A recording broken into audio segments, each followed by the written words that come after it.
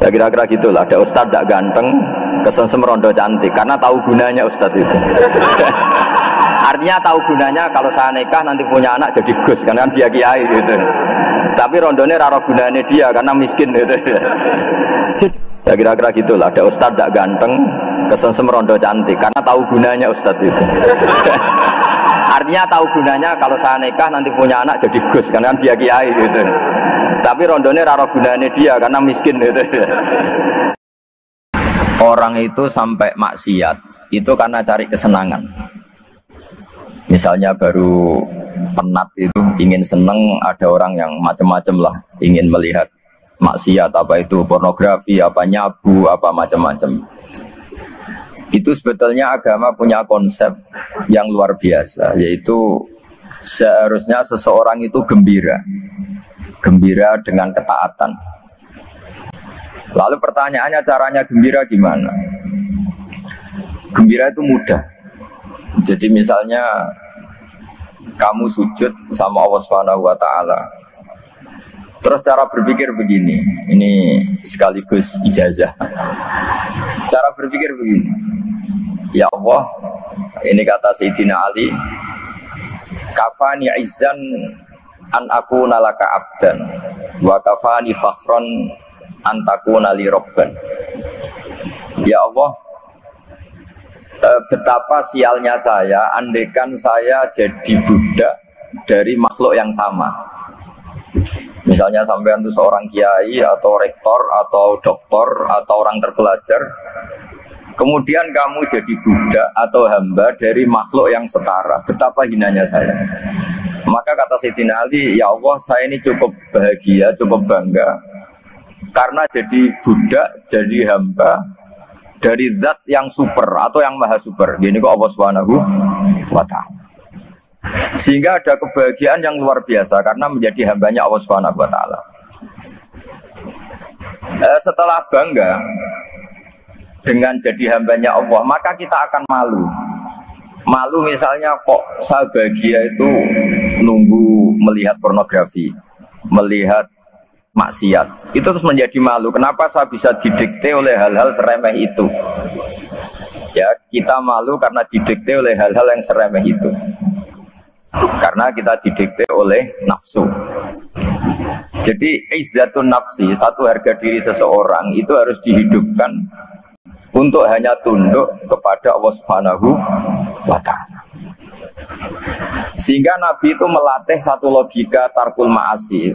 Nabi itu dulu ketika ada seorang pemuda yang ya karena mungkin pemuda ya, dia itu mau masuk Islam, tapi uniknya kata pemuda tadi, saya masuk Islam tapi asal dibolehkan bebas zina. Jadi ini agak sableng gitu. Jadi mau masuk Islam syaratnya dibolehkan apa? Zina atau free sex gitu. Karena orangnya agak hiper. Itu Nabi tidak langsung mengancam dengan neraka ndak. Ketika mau pamit gitu semua sahabat melarang. Mah itu jangan, kamu jangan suan Nabi, itu permintaan yang nggak masuk akal. Setelah lama ditahan terjadi kegaduhan di masjid, Nabi dengar itu ada apa itu? Itu ada pemuda yang mau masuk Islam tapi yasta'dzinuhu fi zina, tapi mereka minta izin Nabi untuk tetap boleh zina. Kata Nabi, pemuda itu suruh masuk, suruh menghadap saya. Ketika menghadap Nabi, saya ulang lagi, ketika menghadap Nabi, Nabi mengajarinya itu luar biasa. Nabi tidak langsung mengancam dengan neraka atau dengan azab tunda, tapi kata Nabi, atuhibbuhu li ummik. Kamu suka kalau ibu kamu tuh jadi demenannya orang banyak? Oh enggak ya Nabi, yang demen ibu saya tak bacok kan. Karena ini agak preman, di mana-mana orang nakal agak preman. Terus atuhibbuhu li bintik. Kamu suka kalau putri kamu ya digitukan orang-orang? Oh ya enggak Nabi, yang gitukan putri saya tak bacok. Atuhibbuhu li kholatik. Kamu suka kalau bule kamu digitukan? Atuhibbuhu li ammatik. Kamu suka kalau saudara bapak kamu digitukan? Nabi itu mengeset ya. Cara sekarang itu otak mungkin. Nabi itu meluruskan otaknya anak muda itu. Betapa buruknya zina. Cara bahasa Arab ditakbih. Betapa buruknya zina. Kamu suka kalau korbannya ibu kamu, putri kamu, bude kamu, bule kamu. Sehingga orang itu matur ya hasbuka ya Rasulullah, ini sudah cukup. Saya tidak pernah melihat sesuatu seburuk zina. Jadi fa'al qawwa fi qalbihi bughdha zina. Kemudian Allah meletakkan di hatinya, menanamkan benci zina. Sehingga akhirnya pemuda tadi menjadi iffah, menjadi menghindari zina. Artinya begini ya, ini mungkin yang lolos dari para kita sebagai dai, kita tidak belajar banyak tarbiyahnya Rasulullah Shallallahu Alaihi Wasallam. Jadi kalau kita benci maksiat, itu jangan hanya ditakhdir, ditakutkan neraka, itu enggak. Jangan hanya itu, tapi di logika. Ini Pak, sama kurang dekat. Oh iya. Sama kurang dekat. Jadi kalau kita menghindari maksiat, itu selain karena takut azab, itu ada logika, ada rangkaian pikiran yang menjadikan kita anti satu perbuatan apa maksiat. Jadi misalnya gini ya, kira-kira ginilah kalau contoh gampang itu. Ada orang gitu ya, nyanyi dengan pakaian yang mungkin pornografi. Mungkin pemuda-pemuda ingin melihat itu, tapi bisa diobati gini. Kok enak dekne mergawe kok tak bayari, aku kehilangan duit. Meskipun dengan logika yang agak serampangan, yang penting menjadi kita ini punya harga diri untuk tidak tergantung hal-hal seperti itu. Sehingga Nabi itu cara menggambarkan tadi mulai atuhibbuhu li ummik. Kamu suka kalau ibu kamu jadi demenannya orang lain. Pemuda tadi bilang yang demen ibu saya mau saya bunuh. Ditambah lagi atuhibbuhu li bintik. Bagaimana kalau korbannya putri kamu, bule kamu, bude kamu. Sehingga terus si pemuda tadi betapa buruknya zina, betapa murahnya zina. Akhirnya pemuda tadi al-qawwa fi qalbi bughdha zina. Terus kemudian pemuda tadi itu sangat membenci dengan apa? Berzina. Nah, pikiran-pikiran seperti ini harus kita tanamkan. Harus kita tanamkan supaya orang itu benci melakukan maksiat. Karena satu memang takut sukhtuwah, takut dibendu Allah atau dibenci Allah. Dua, memang logika kita mengarahkan tidak maksiat. Nah ini yang terkait Unisula yang nangani kedokteran, nangani medis. Sesuatu yang dilarang Allah itu pasti madar. Maka untuk melarang seseorang bergantung sama narkoba misalnya, atau hal-hal yang bahaya pada fisik, itu satu tentu bagi ahlullah, tentu karena takut Allah.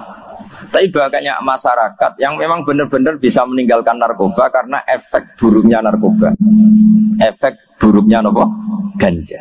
Itu kita tanamkan sedemikian rupa bahwa itu mengakibatkan sakau, mengakibatkan tidak sadarkan diri, mengakibatkan kebangkrutan ekonomi, macam-macam. Sehingga mereka benar-benar benci sama yang namanya narkoba. Jadi di antara manhajul Quran itu kalau mentakbih, memburuk-burukkan maksiat itu mesti dikritik innahu kana fahisha, innahu kana fahisata wa maqta wa sa'a sabila, innahu kana fahisata wa sa'a sabila, diulang beberapa kali. Sehingga dibutuhkan kecakapan untuk menganggap satu hal yang buruk itu fahsyah, sesuatu yang enggak rasional, sesuatu yang tidak positif, sesuatu yang pasti berdampak negatif. Sehingga kalau misalnya tadi dibacakan oleh Qori, kuntum khaira ummatin ukhrijat linnasi ta'muruna bil ma'ruf wa tanhauna 'anil munkar. Untuk berhenti dari kemungkaran itu satu takbihun litilkal munkar atau litilkal mungkarat, bahwa mungkarat itu kita cap, kita stigmasi bahwa itu buruk sekali. Seperti Nabi mengajarkan pemuda tadi, masa kamu suka ibu kamu digitukin lelaki lain, putri kamu, bule kamu, bude kamu, sehingga orang ini pikirannya termindset betapa buruknya zina. Sama seperti kita sukses memindset betapa buruknya narkoba, betapa buruknya bahan-bahan terlarang. Begitu juga seterusnya, terus pengkhianat dan sebagainya. Tapi problem manusia adalah dia itu akan mencari kebahagiaan atau kesenangan sesaat. Maka caranya gimana? Keinginan senang lewat maksiat ini dilawan dengan nyaman dengan taat. Saya ulang lagi, nyaman dengan taat. Sehingga ulama dulu punya kalimatul munajat, artinya kalimat hubungan pribadi sama Allah yang menjadikan orang itu nyaman. Dan ini yang diajarkan kitab-kitab tasawuf. Kitab tasawuf itu sukses mengajarkan melihat alam raya ini semuanya nyaman, termasuk yang mengecewakan. Itu dianggap nyaman. Saya berkali-kali mengajarkan ilmu ini karena ini musalsal ila Rasulillah sallallahu alaihi wasallam.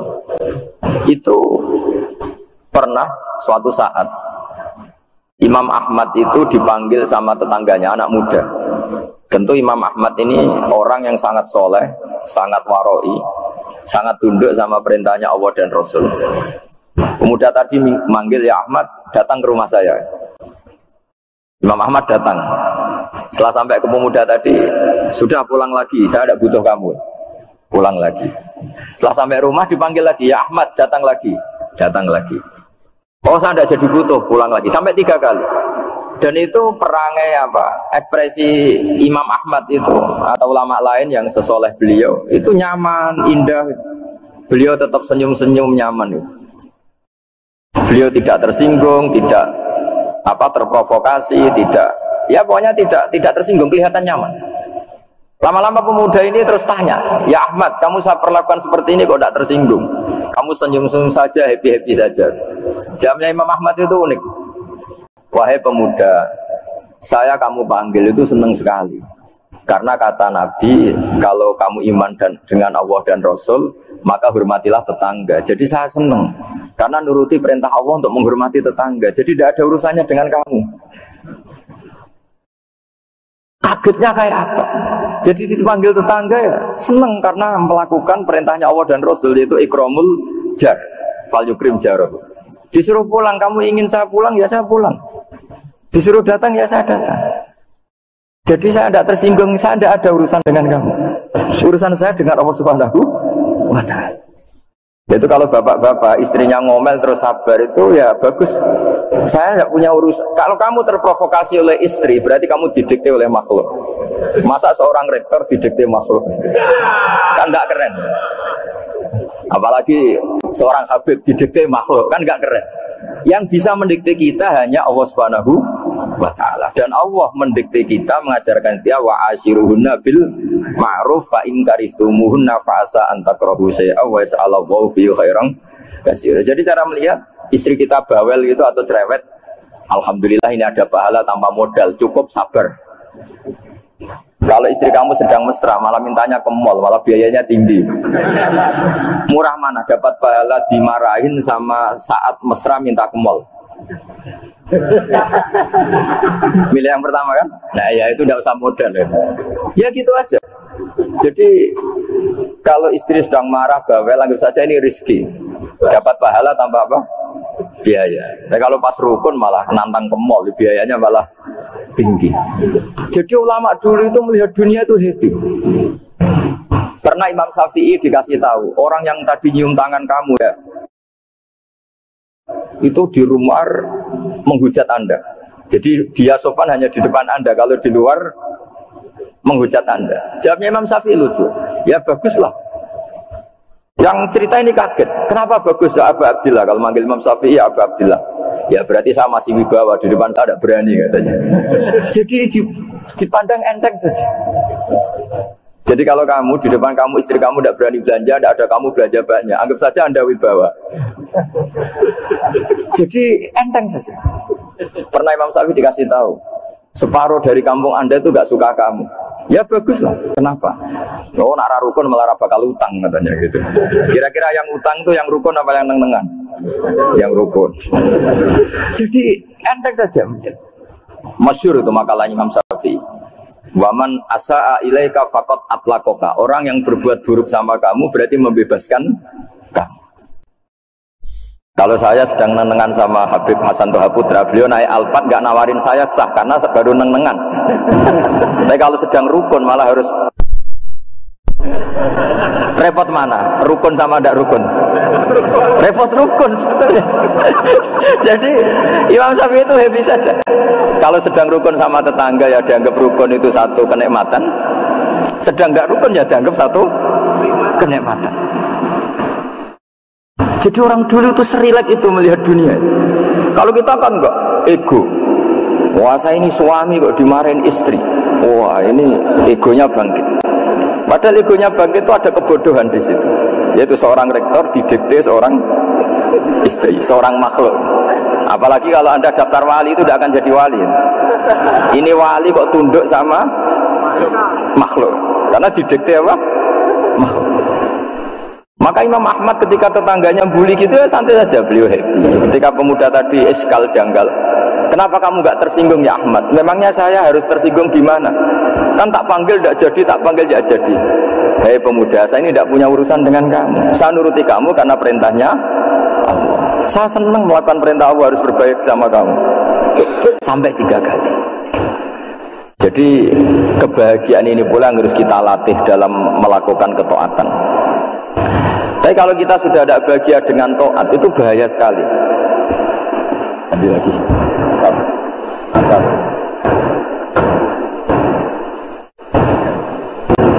Ini satu belumnya.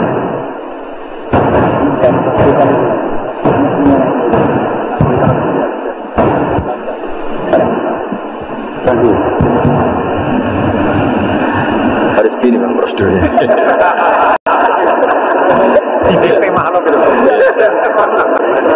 Gimana? Di panitia. Itu aja pakai. Oh yang kita ke sini kasih. Anut saja. Kakek itu bilang apa? Kasihkan.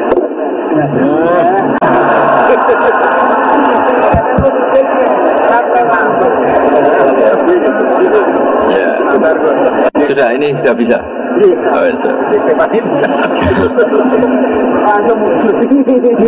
sudah, ini sudah benar. Untungnya kiainya latihan jadi wali, jadi gak tersinggung. Kalau ndak ini sudah masalah ini. Paling ndak kan baru ngajarkan gitu, masa ada bisa meraktekkan gitu. Jadi pura-pura soleh. Tapi memang obsesi saya terbesar atau cita-cita saya terbesar memang setiap ngaji saya ingin orang mukmin semuanya itu bahagia. Dengan bahagia itu mereka tidak neko-neko ingin mencari kebahagiaan lewat jalur apa maksiat.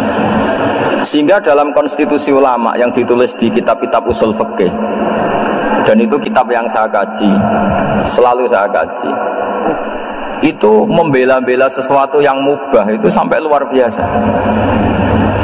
Karena melihat mubah itu, misalnya Anda tidur itu berstatus mubah, Anda bermain catur berstatus mubah, Anda rileks sama teman jagongan semalam dengan teman rektor atau dosen atau yayasan, itu melihatnya bukan mubah tapi tarkul maksiyah.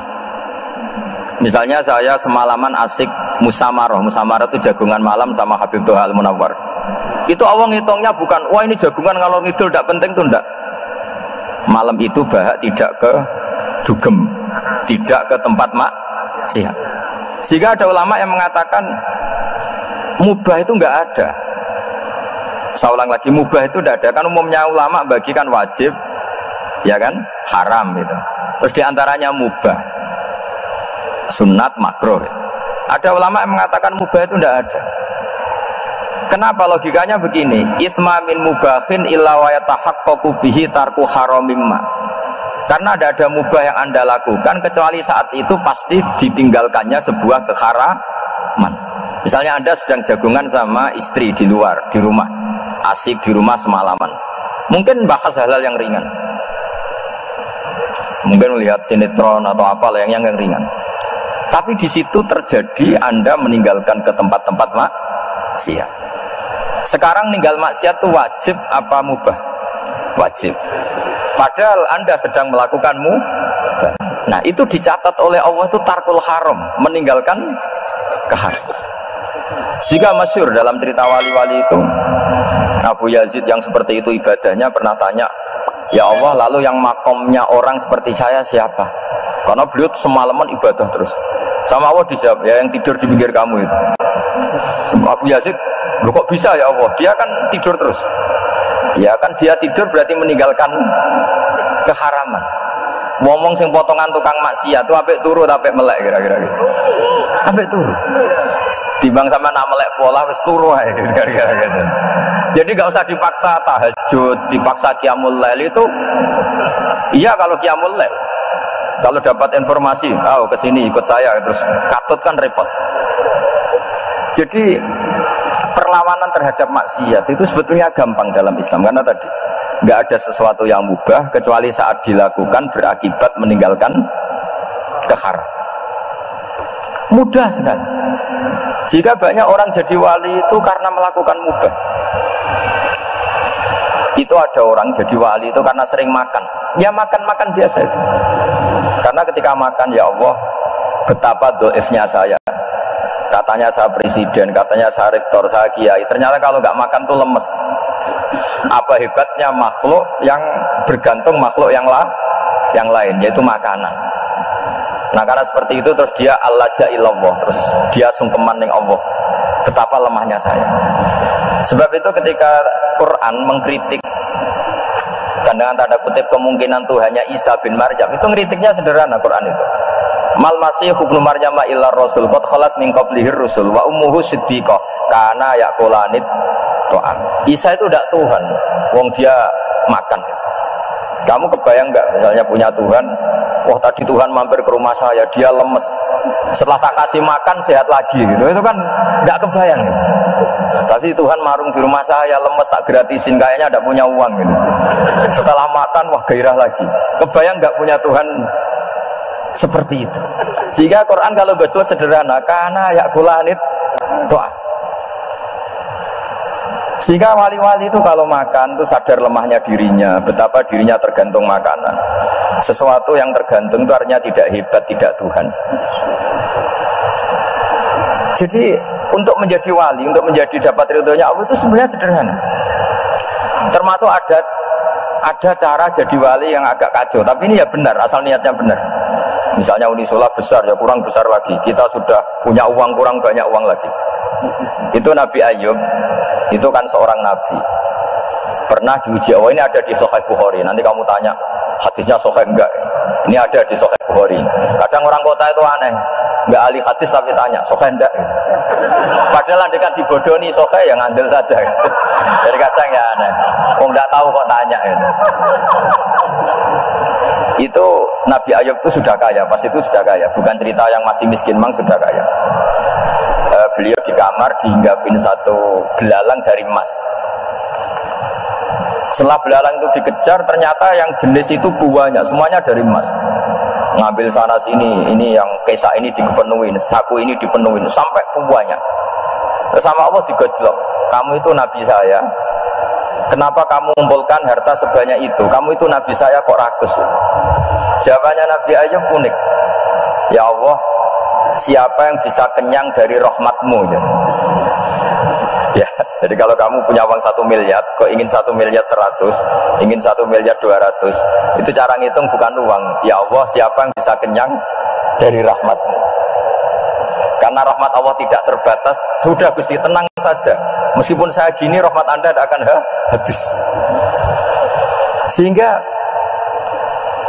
waroi ada ilmunya, tomak juga ada ilmunya. Termasuk ragus itu juga ada ilmunya.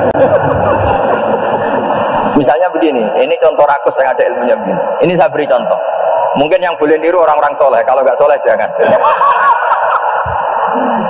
Imam Syafi'i ini cerita nyata. Imam Syafi'i itu dulu ketika ngaji masih muda itu nggak suka sama guru yang kaya. Kebetulan dia punya guru miskin terus. Namanya Sufyan As-Tsauri, itu miskinnya Masya Allah. Sufyan bin Uyainah juga miskin. Jadi dia miskin, punya guru miskin terus. Sehingga idolanya ya sama guru-guru yang miskin. Suatu saat guru-guru ini menyarankan dia ngaji Imam Malik. Imam Malik itu kaya raya. Itu babutnya Imam Malik kalau diinjak itu mata kakinya tidak kelihatan saking halusnya. Kalah Indonesia kalah. Itu Imam Malik tuh gaya. Kalau ngaji di kursi tinggi terus pakai bukhur itu, pakai dupa Arab yang mahal itu. Pokoknya mewah kali Imam Malik. Terus dia mulai ini kiai kok kaya.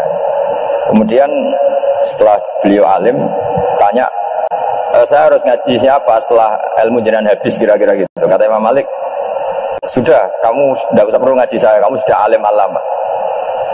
Terus Imam Malik datang ke Baki. Zaman itu Baki itu semacam kayak rentalan ya, semacam Grab lah kalau dulu itu. Mana kafilah yang mau ke Irak? Ya sudah, oh kita mau ke Irak. Ini antar ke Muhammad bin Hasan As-Syaibani. Itu dibiayai sama Imam Malik. Grabnya ya dibayarin, itu kafilahnya itu ya dibayarin. Imam Syafi'i disangoni surrotan min dhahabin. Jadi satu kepes uang dikasihkan. Itu pernah tak hitung semurah-murahnya itu sekitar 60 juta. Imam Syafi'i mulai mikir, kiai yang saya kritik lomo, sing kiai miskin tak puji, gak pernah ngamal kan, tentu orang miskin kan. Setelah datang ke Muhammad bin Hasan As-Syaibani, beliau itu pakar usul fikih, muridnya Abu Hanifah. Beliau al-usuli, pakar usul fikih. Itu Muhammad bin Hasan As-Syaibani itu kalau ngitung emas, itu di ruang tamu. Uangnya miliatan, emasnya banyak. Dari kota ini dipindah ke kota ini, emas kalau ngitung di ruang tamu. Bukan di kamar, di ruang tamu. Imam Syafi'i tambah kaget. Imam Malik kayak gitu sudah saya soal, malah ini kaya raya. Setelah Imam Syafi'i kelihatan kaget, digojlok sama Muhammad bin Hasan As-Syaibani karena beliau senior. Atajabu min hadza, kamu aneh melihat ini? Iya. Kenapa? Ulama kok kaya raya. Terus kata Muhammad bin Hasan, ya sudah, uang ini tak kasihkan orang-orang fasik, binti gue demenan, gue nyabu, macam-macam. Oh jangan, nanti dipakai maksiat. Oh jenengan mohon sing suka. Semenjak itu Imam Syafi'i rubah mindset. Jadi kalau kampus ini ingin akreditasi A, ingin mulia, ingin apa, kamu ridho kalau yang punya prestasi seperti itu adalah orang-orang fasik. Ridho enggak? Enggak kan? Maka didoakan ini. Nah, itu namanya berpikir secara usuli. Kamu jangan hanya nuruti karena berpikir waroi terus kamu benci kekayaan, benci pangkat, benci apa, enggak bisa seperti itu. Karena pangkat dan kekayaan ketika dikelola secara kesolehan maka akan menjadi energi positif yang luar biasa. Semenjak itu Muhammad bin Hasan As-Syaibani berhasil mendidik Imam Syafi'i. Sampai akhirnya keterusan Imam Syafi'i berpendapat kalau orang Islam bisa bikin rumah tingkat kok punya rumah reok itu haram. Akhirnya keterusan. Kalau bisa jadi bupati kok jadi ketua RT juga haram. Karena al-Islam ya'lu wala yu'la alaih. Islam itu luhur bukan bisa diluhurin. Sehingga rata-rata orang Syafi'iyah termasuk kiai-kiai Indonesia itu rata-rata ya agak-agak politikus. Ya agak-agak kedonyan, mungkin sebagian kedonyan tenan gitu. Karena nggak ridho gitu loh. Kalau kesempatan itu dikuasai orang fasik kemudian menjadi kekuatan maksi. Coba kalau bupati itu orang yang fasik, kemudian programnya supaya rakyat seneng semalaman dangdutan yang purno misalnya, supaya rakyat seneng dibolehkan dugem, dibolehkan judi.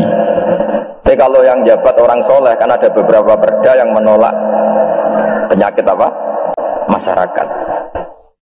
Jadi kamu jangan melihat bahwa kepangkatan ini hanya sebagai alat korupsi, alat otoriter, enggak. Asal kena orang soleh, maka ini menjadi energi kesolehan atau energi positif. Sebab itu ketika Allah muji para nabi yang soleh, diantaranya disifati apa? Faqad ataina ala Ibrahim al-kitab wal hikmata, tulisannya wa atainahum mulkan azim. Dan Nabi Ibrahim dan keluarganya tak kasih kerajaan yang besar. Nah sekarang masih banyak orang yang cara pandang ngapain bikin unisula yang megah, ngapain berambisi punya akreditasi A dan sebagainya. Menyoal seperti itu salah secara usul fikih. Karena secara usul fikih kesempatan yang baik tentu harus diperjuangkan oleh orang-orang yang soleh. Karena ini supaya jadi otoritas yang positif. Itu dulu ada latihannya. Jadi orang dulu itu gampang sekali ketika milih miskin ditanya, kenapa miskin? Saya ingin hisab saya ringan. Tapi ketika mereka kaya, yang soleh, supaya harta ini tidak dipakai orang yang nanti dipakai maksiat. Kita misalnya orang soleh kok mau pangkat, karena kita ada ridho, kepangkatan itu dipegang orang maksiat, kemudian menjadi energi maksiat. Begitu juga seterusnya. Maka ulama dulu itu rileks. Sampai Syekh Nawawi Al-Bantani itu nanti bisa dicek di tafsir Qul hal yastawil ladzina ya'lamuna wal ladzina la ya'lamun. Beliau muji-muji ulama. Kemudian ada seorang yang agak hasud mungkin. Tanya begini. hebatnya ulama itu begini-begini. Terus ditanya, tapi kenapa kita sering melihat ulama ngantri proposal di rumahnya bupati katanya. Sementara bupati nggak pernah datang ke ulama ngaji ihya. Jawabannya Imam Nawawi itu unik. Ya karena ulama itu tahu gunanya uang, sehingga nyari uang untuk pondok, untuk masjid. Sementara bupatinya tidak tahu gunanya ilmu, maka tidak pernah ngaji. Jadi ya ringan saja. Jadi ya sudah seperti itu. Jadi kalau ada ulama kedonyan, anggap saja karena tahu gunanya uang. Jadi kenapa ulama ngantri di kabupaten, bukan bupati ngantri di ulama? Jawabannya karena ulama tahu gunanya uang, sementara bupatinya nggak tahu gunanya ilmu. Ya kira-kira gitulah. Ada ustadz tidak ganteng, kesensem rondo cantik, karena tahu gunanya ustadz itu. Artinya tahu gunanya kalau saya nikah nanti punya anak jadi gus, karena dia kiai gitu. Tapi rondonya raro gunanya dia karena miskin gitu. Jadi ulama dulu itu rileks, menafsirkan apa saja itu rileks, termasuk saat terpojok itu rileks. Karena semuanya dianalisis pakai ilmu. Sehingga ciri utama wali itu apa? Ala inna awliya Allahi la khaufun alaihim wa lahum yahzanun. Enggak ada rasa takut, enggak ada rasa gampang, karena melihat sesuatu itu gampang saja. Saya ulang lagi, melihat sesuatu itu gampang saja, ringan. Saya beri contoh ya betapa pentingnya mindset ya, cara berpikir. Orang itu menjadi kikir itu karena nganggap hidup itu lama dan uang itu penting. Kalau zaman Nabi itu sederhana kalau melihat hidup.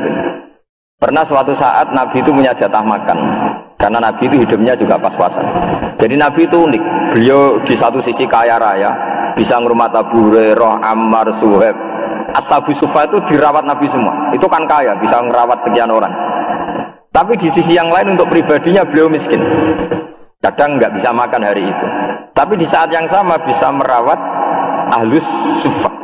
Jadi keliru kalau orang hanya cerita Nabi itu miskin, untuk makan dirinya aja susah.